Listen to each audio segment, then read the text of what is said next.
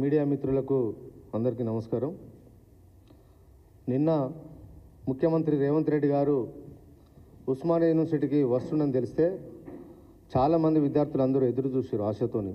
ఎందుకంటే ఎన్నికల ముందు హామీ ఇచ్చిండు, గెలిచిన వెంటనే ఉస్మానియా యూనివర్సిటీకి వస్తా, విద్యార్థులకు అందరికీ ఖాళీలన్నీ భర్తీ చేయడానికి నోటిఫికేషన్ ఇస్తానని చెప్పి ఆ రోజు ఎన్నికల ముందు హామీ ఇచ్చిన రేవంత్ రెడ్డి గారు ఎట్టకేలకు 20 నెలల తర్వాతనైనా ఇవాళ యూనివర్సిటీకి వస్తున్నారనే ఉద్దేశంతో చాలామంది విద్యార్థి నాయకులు కూడా అందరూ ఎదురు చూసారు. మామూలుగా ఎవరైనా చిన్నపిల్లల దగ్గరికి వెళ్తే కూడా ఏమన్నా బిస్కెట్లో పండ్లో ఫ్రూట్స్ ఏమైనా పట్టుకొని పోతారు, చాక్లెట్లు పట్టుకొని పోతాడు.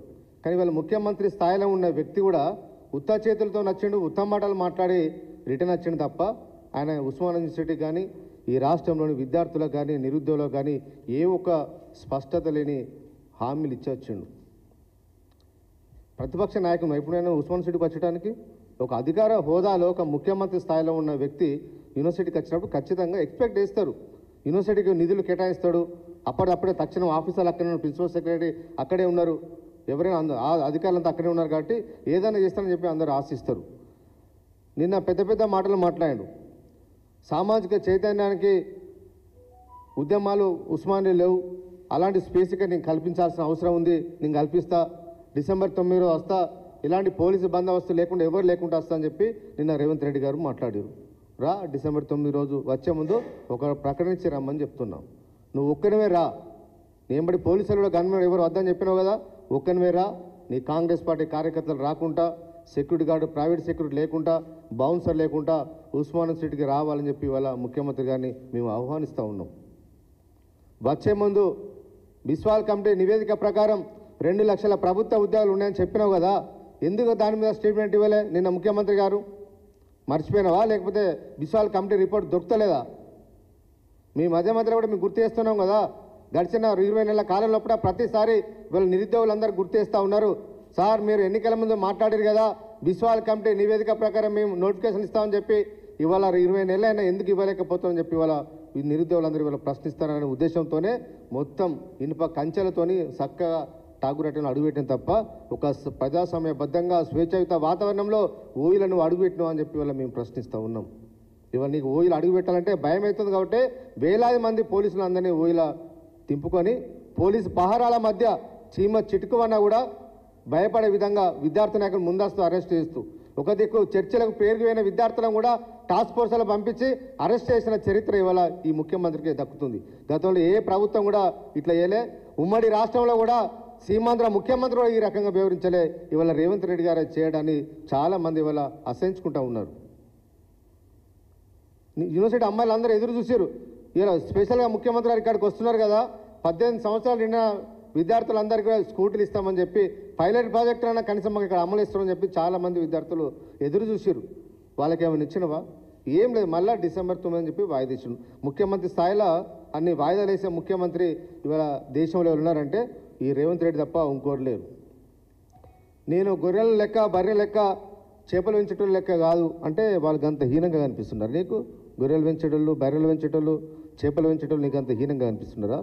ఈ దేశానికి సంపాదిస్తున్నారు గొర్రెల పెంపకదారులు, చేపల పెంపకదారులు, పాడి పరిశ్రమ మీద ఇవాళ ఈ వ్యవస్థ ఈ రాష్ట్రం నడుస్తూ ఉన్నది. నీకు ఆ వర్గాల మీద నీకు వ్యతిరేకత ఉందని మాకు చాలా స్పష్టంగా తెలుసు. ఎందుకంటే ఇవాళ పాడి పరిశ్రమ ఎనిమల్ హస్బెండరీ శాఖను నీ దగ్గరనే పెట్టుకున్నావు.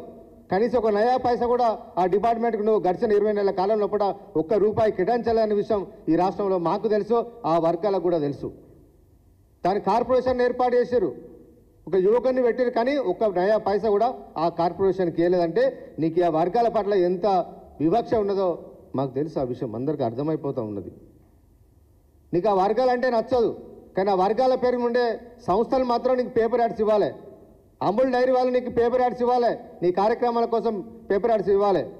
నీకు అంత వ్యతిరేకత ఉంటే హెరిటేజ్ను బ్యాన్ చేస్తావా? ఇక్కడ నీకు పాలలు అంటే నచ్చదు కదా, తెలంగాణలో హెరిటేజ్ డైరీ నువ్వు బ్యాన్ చేస్తావా?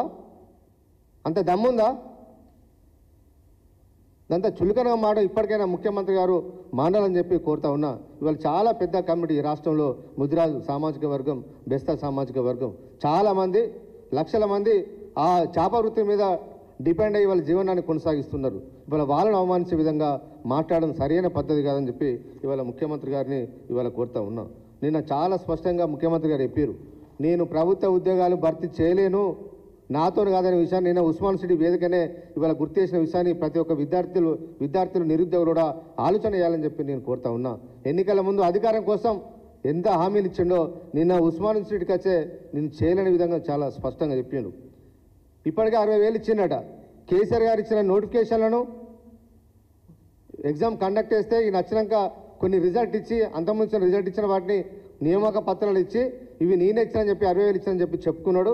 అదేవిధంగా ఇంకో 40,000 ఉన్నాయి, 5 సంవత్సరాల లోపల ఇంకో 50,000 ఉద్యోగాలు ఇస్తా, టోటల్గా 1,00,000 ఉద్యోగాలు భర్తీ చేస్తా అని చెప్పిండు. మరి బిస్వాల్ కమిటీ నివేదిక 2 లక్షలు ఇచ్చిందని చెప్పినావు కదా రేవంత్ రెడ్డి గారు, మరి ఇప్పుడు నీకు 1,00,000 ఉద్యోగాలు కనిపిస్తున్నాయా? వచ్చినాక వెంటనే చేస్తా అని చెప్పినావు కదా, 6 నెలల లోపల భర్తీ చేస్తా అని చెప్పినావు కదా, మళ్ళీ చివరికి 5 ఏళ్ళు గడువు పెట్టి 5 ఏళ్ల లోపల 1,00,000 ఉద్యోగాలు భర్తీ చేస్తా అని చెప్పి ఇవాళ విద్యార్థుల చెవుల్లో నిరుద్యోగుల చెవుల్లో ఇవాళ పువ్వు పెట్టడానికి ఓయికి వచ్చిన రేవంత్ రెడ్డి అని చెప్పి ఇవాళ మేము ప్రశ్నిస్తూ ఉన్నాం.